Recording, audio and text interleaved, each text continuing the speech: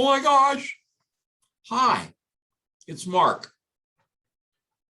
I'm amazed at a few hurdles that I hurdled. When you go over a hurdle, you call it, I have hurdled. Anyway, I've leapt over a few hurdles recently, most of which are private. They're either personal things or they're business things that are confidential with clients. But I've noticed in the last couple of weeks a change in momentum for me and some hurdles that I've crossed. And one of them, of course, if anybody's been following this series of videos, the one I did yesterday was number 31, a continuation of, that 30-day exercise I went through, doing a talk a day for 30 days. Well, how do you stop, right? So I did 31. That was yesterday. So today's 32. And no, I'm not going to open every video going forward with, a count of which number it is. But my point is that when we get momentum going on something, we have a choice to make the next day, or the next step in something of whether or not we want to continue the momentum.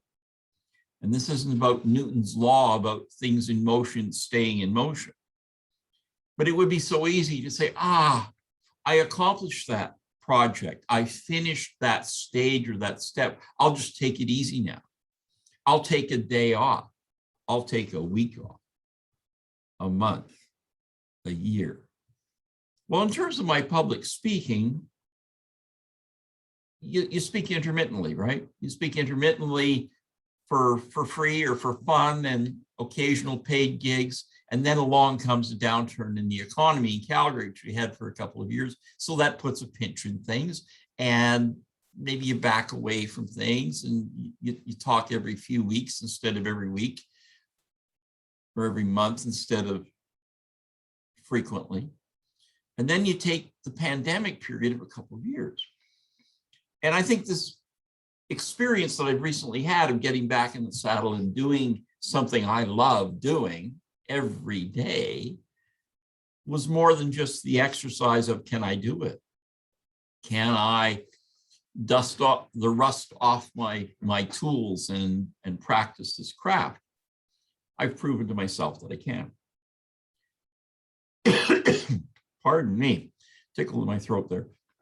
During this period of time, several other things have been going on, and you have to wonder, if I've got something going on that creates momentum and enthusiasm and good vibes in one part of my life, speaking, doing these talks, does that translate to making other things work well? Or is that just good karma? And I sometimes scoff at people who say, oh, that's good karma. Or that they somehow think that a bunch of things contribute to making something else happen. I often write that off as, well, that's just a coincidence. It was convenient to say that A and X and Z all connected and therefore there's a formula. I don't think there is a formula. I think you can do really good things every day forever and still have bad things happen to you. And I think the things that contribute to success, or a measure of success, or some, in my business, a successful transaction or a great new relationship, or things that we measure with dollar signs to determine whether or not they're important and valuable and worth chasing, that those things happen because of a series of events in those matters. But when you're humming along, it's like the person who gets into a new workout routine suddenly seems to be full of energy and they've got more things going on. Whereas the person who's got out of their routine and they're sort of dogging it for a while, or they're injured, or whatever the reason that they're out of the game, they're a little less enthusiastic. So these things are all connect the dots things for us physically and emotionally.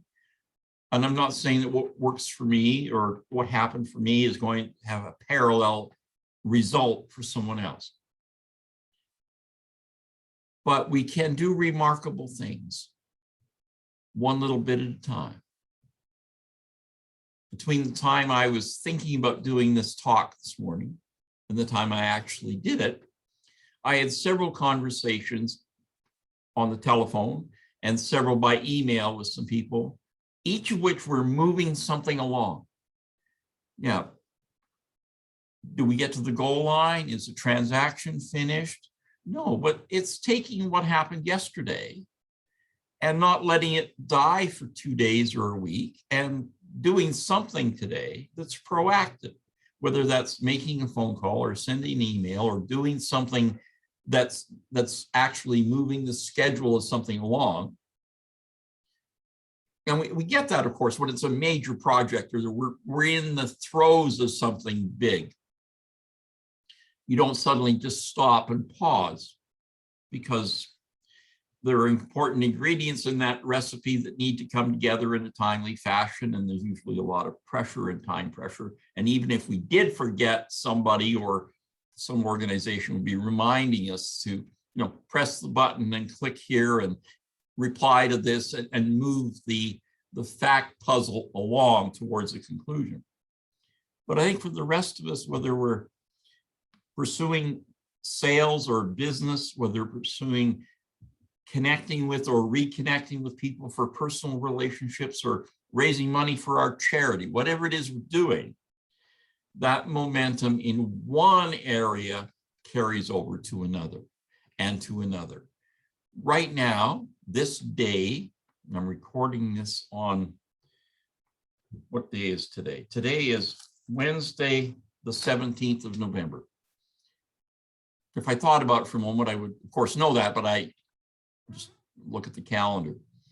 It's Wednesday, November 17th, 2021. I'm having a good day. I had a really good day yesterday. And I got a bonus. Here's a bonus for you. All my life, I've never been called for jury duty. Not once, not even to be considered in a jury pool. It's never happened to me. And a couple of weeks ago, I got a notice to show up for an upcoming screening of jurors for upcoming trials. Lengthy form, very official, issued by government. I mean, if you don't respond, you could be in trouble. And given that their offices are closed due to COVID, I went online and I filled out all the forms. And I wasn't looking to get out of jury duty. I was looking forward to it. I'm filling in all of the answers.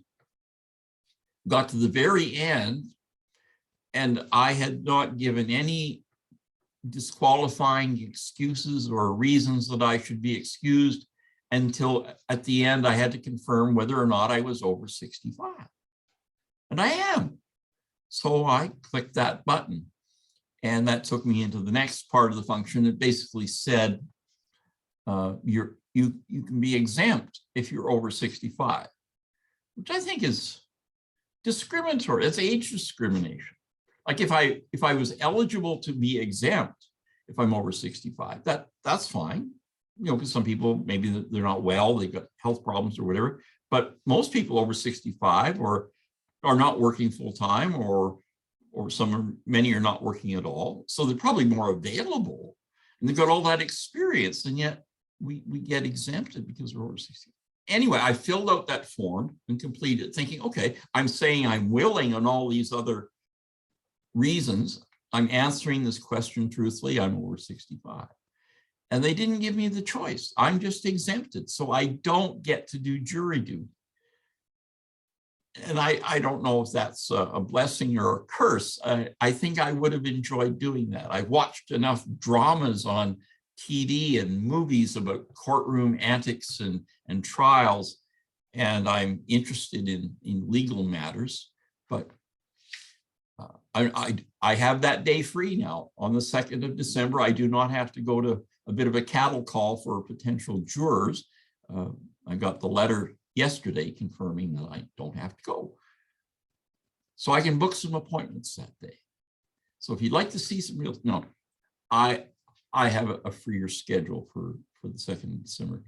That wraps up today's talk. I've enjoyed doing this. I'll leave you with this to take away.